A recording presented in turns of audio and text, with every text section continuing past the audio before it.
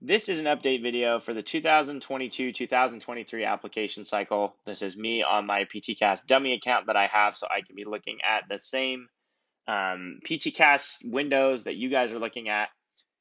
So by far, one of the number one questions I've been getting with the start of this new cycle, the 2022-2023 application cycle, is where the heck are the references?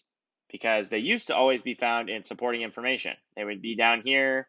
You would enter your references and you would send off your reference requests. And that's one of the first things I recommend that people do. But they're not in the area where they used to be. So where did they go? After doing some digging, I found that they are located in the program specific area. Okay, the program materials section of the application. So if you go under here, references. Okay. Jim Bob is a pretend physical therapist that I send to my own Gmail account, my Patapco Gmail account. So to give you guys an example of what this looks like. Okay. So I have the same reference request being sent out to Angelo State, Northern Arizona University, Regis University, and University of Nevada, Las Vegas, or UNLV. Okay. Some common things I would like to point out here is every program is going to be different with their breakdown for what they're looking for in their references. So this system, what happens is for each program, you are going to send out an individual reference request. So even if you're sending it to the same physical therapist, you are going to send out, if I'm applying to 4 different programs, you're going to send out 4 different reference requests, all to the same physical therapist to fill out. As this says right here, please note, all references submitted within this section of your application are program specific. Okay, so back in the day, you would submit 4 or 5 references, and regardless of what the reference request requirements were for that school, they would see all of your references. I don't know what warranted this change, but now schools want to be a little bit more targeted and specific with the references that they're asking for, or that they're getting to see. Okay, so for this program, they want 2 from licensed PTs and 1 from a professor or supervisor / boss. Okay. Another thing that's very important, that you are going to be sending out a lot of emails, because I'll show you guys this in a second to show you the back end.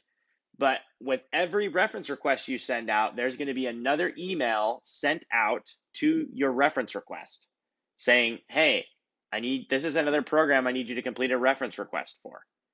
So make sure that you're following up with your reference request to see if they got the email, because they very well could be dropped in their spam or junk mail folders.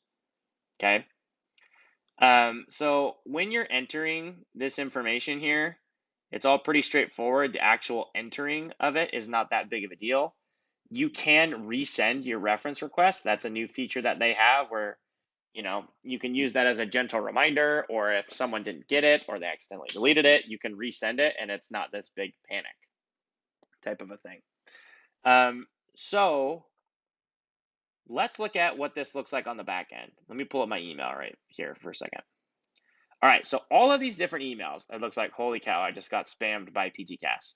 Well, guess what? Half of these emails are to me, Sean Brewer, the applicant, saying, hey, PTCAS has sent a reference request to Jim Bob, the fake physical therapist that you asked to fill out a reference request. Okay. The other half of these emails are to Jim Bob, which is my physical therapy application coach Gmail account, to Jim Bob saying, hey, Sean Brewer is requesting a reference and a letter of recommendation from you to these 4 programs. Okay. So that is where things can get a little confusing with this new change in policy. It makes things have more flexibility, but there's also more ownership on your part as an applicant to say, hey, guess what? I need to really be on top of my reference requests to make sure they complete all of them. I want you guys to think about this. If you have a physical therapist who has, let's say they have multiple techs that work in their office, and those texts are all applying to at least 6 different schools, right? Think about how many emails they're going to get blasted with, and how, like, oh, well, I thought I completed this reference request for you, but it was, this reference request for Timmy actually was for Sally, or, vice versa, right? So this can get confusing very quickly, which is why it's important to send out your reference requests early. So that way you're not in a panic and in a mad dash to get your references in.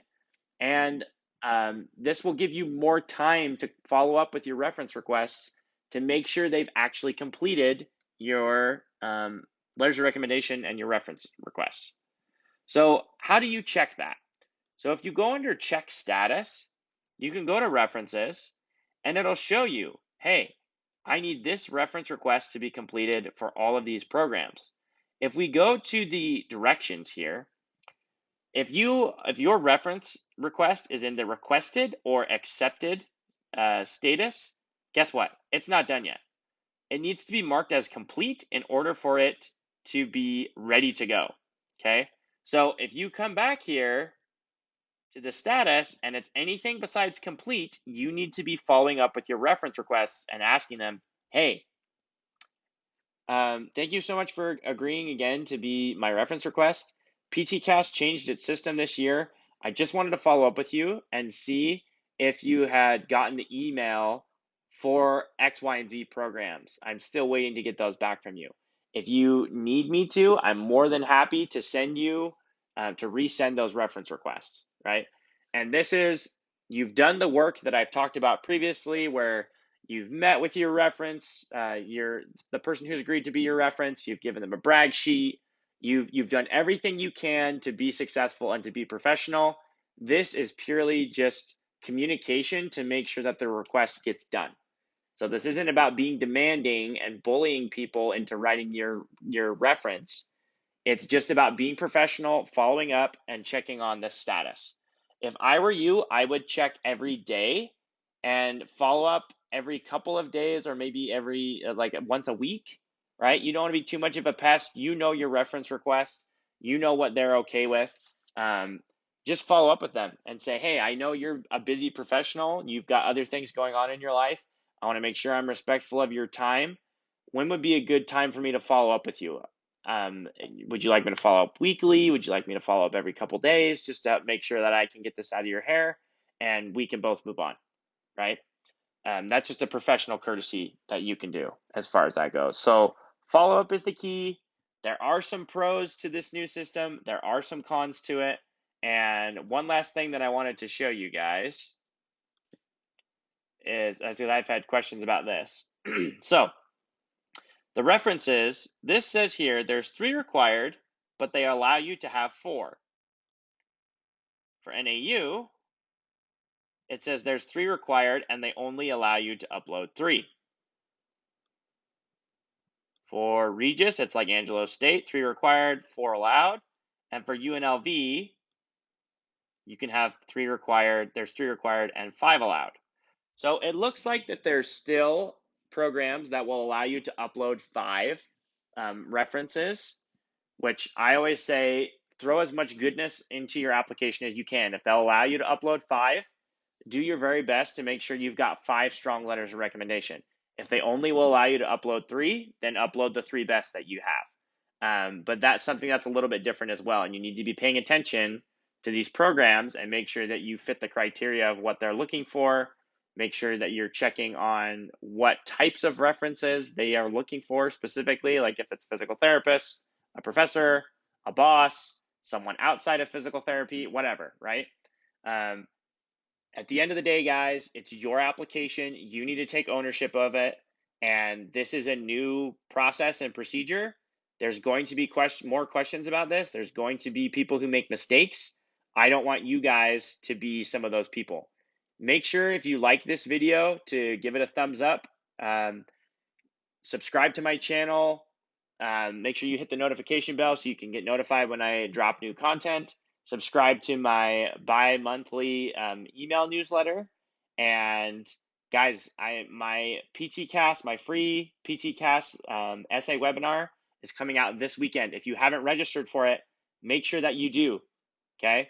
I'll probably be having other webinars, but I'm not sure. It all depends on how busy we get after this first webinar session that we have. So thanks, guys. Appreciate you. Hope this video has been helpful. And again, make sure to like, subscribe, and share this video with your friends if you found it to be helpful. Take care. Bye-bye.